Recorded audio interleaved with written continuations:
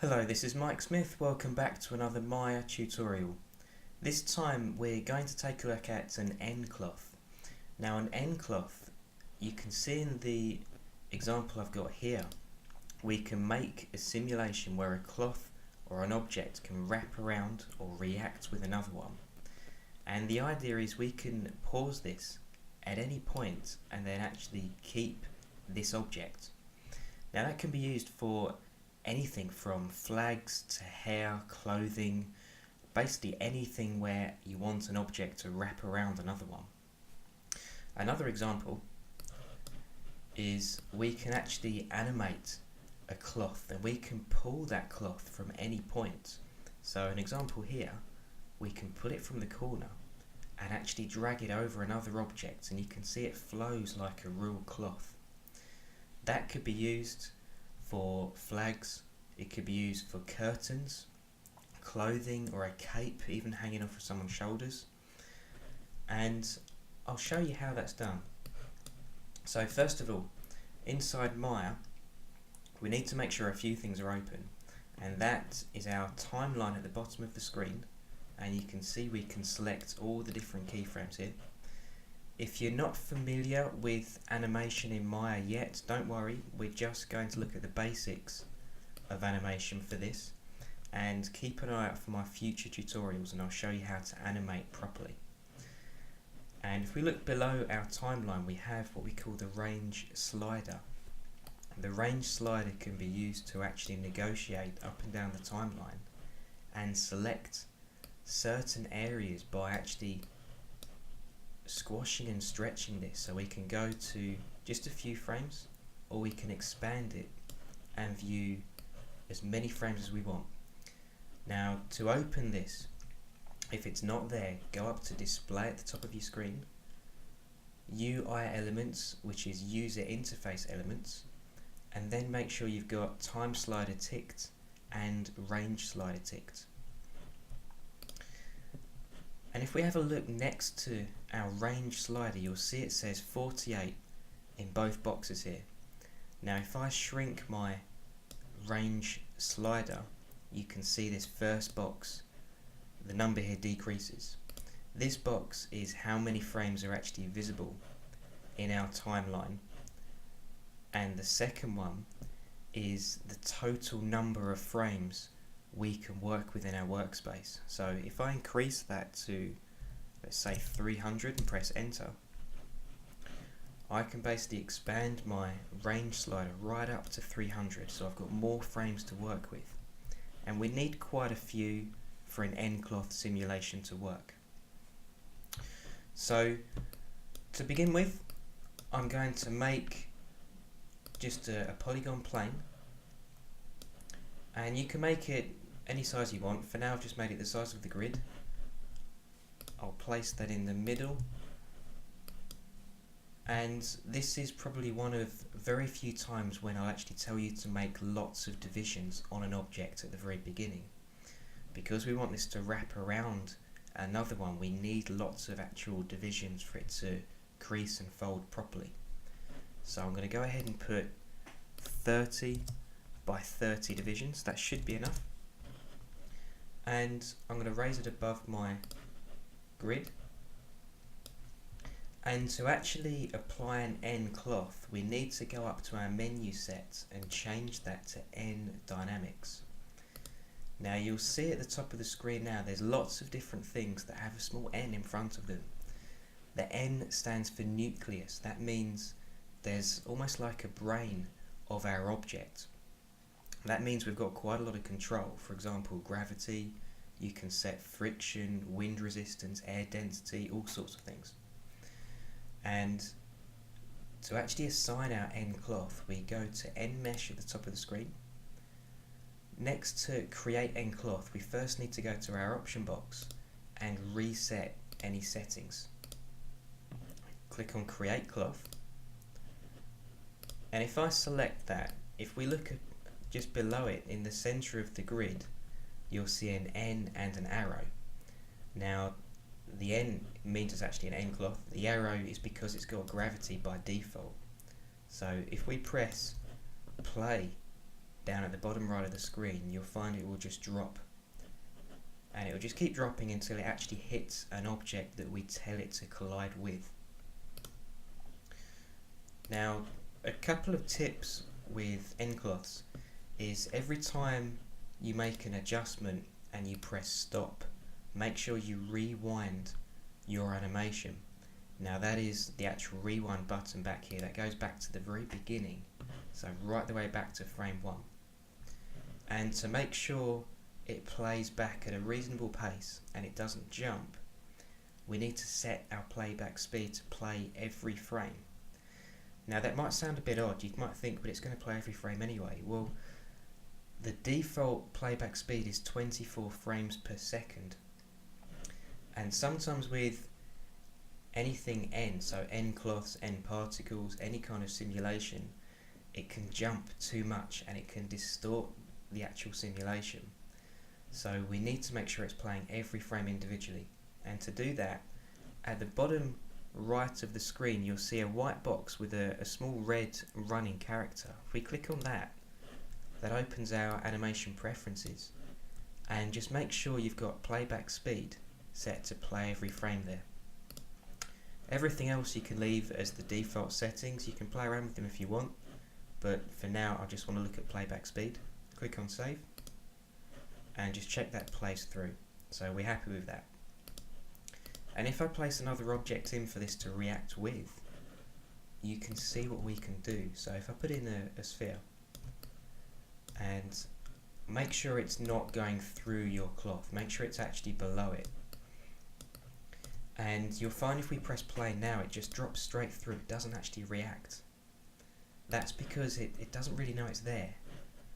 So if I reset or rewind my animation, select your object, and go back to nMesh and create a passive collider. Again, reset the settings just in case the previous person, if you're on a shared computer, has made an adjustment, and click on Make Collide. Now if we play this back, you should get, like I showed you in the example at the beginning of the video, that actually wraps around and it will eventually just slide off and fall down. But we can stop that at any point, and if we smooth it by pressing 3, you get quite a nice cloth effect. Now these are just the default settings, and if you want to keep this as it is, we can just duplicate that. So if I duplicate it across, you'll find if I press play again, it stays exactly as it was, and even if I rewind my animation, it will stay in its previous position. So we can use that if you're modelling clothing or bed sheets, for example. You don't want them to move, so we can just leave it as it is.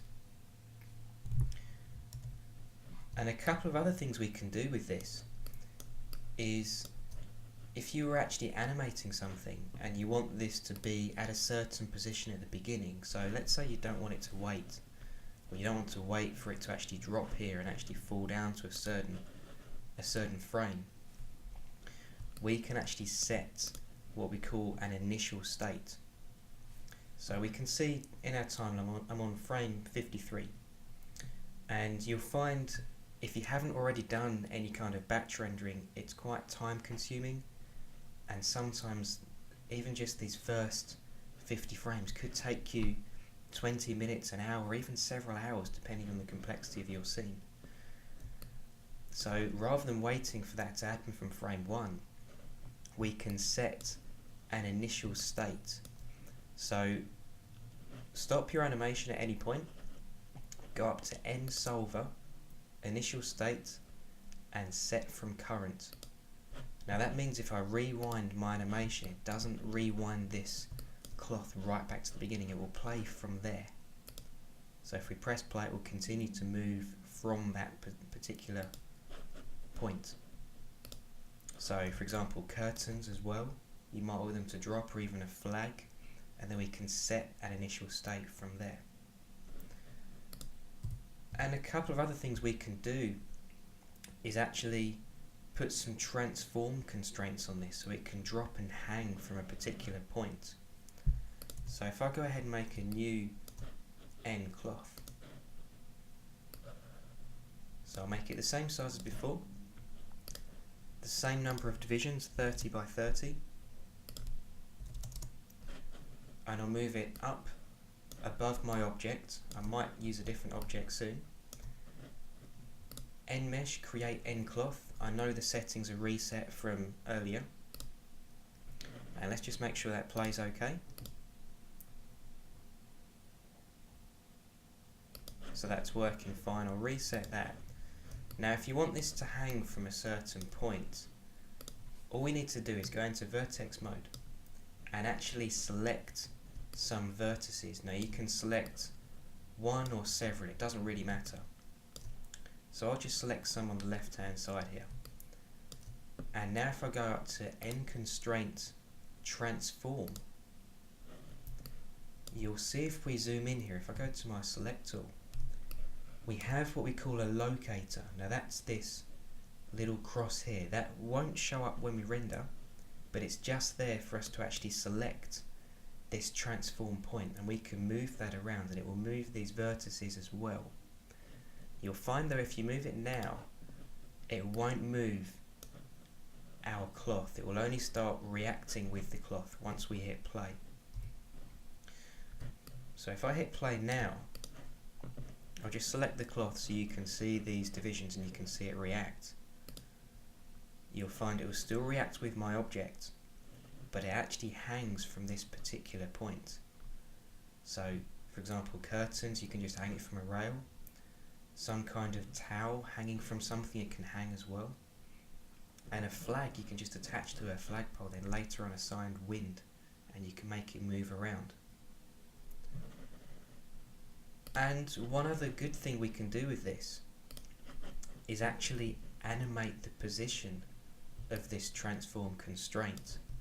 So if I wanted to move that from a particular point, first of all I'm going to set an initial state. So I'm going to let this drop down and just relax around this object.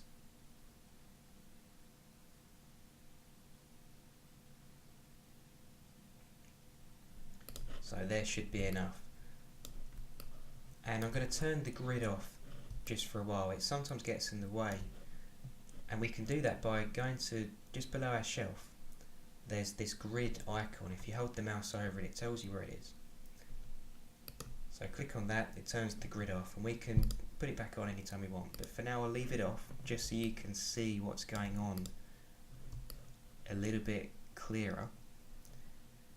And now I can set an initial state. So go back to nSolver, initial state set from current, and I can now animate this transform. So rewind the animation. It hasn't adjusted the nCloth because we set that initial state, and now we can actually animate this. And if you haven't animated in Maya before, it's really easy. You just really need one button to put some keyframes in. So I'm going to have that starting from frame 40. Select your transform locator and press S on your keyboard. And you'll see now there's a red marker on our 40th frame. And also if you have your channel box open, you'll find all the attributes here go red as well. That's because there's a keyframe assigned. Now we can choose our duration, so I'll choose, let's say frame 90 or 91 in this case. Press S again to put another keyframe in. Then we can move this transform, and I'm going to move it across. I'll also move it down a bit as well just to show you what can happen, and press S to confirm that. And now if I click back on frame 40, you'll see that will jump back, and any frame in between you'll see it will actually move and it will start pulling this cloth. So if I rewind my animation now and press play, I'll select the cloth as well beforehand. I'll press play now, and remember it won't move until it gets to frame 40. So the cloth will continue to drop, it'll start to wrap around as it has gravity, And when we get to frame 40, you'll see that transform locator move and it pulls that cloth. And when it stops on frame 91, you'll see the cloth continues to move because it has momentum, just like a real cloth. Okay, so my transform locator stopped, but the cloth continues to move. So you can make some nice effects with this. All I'd suggest is don't go too mad with the divisions.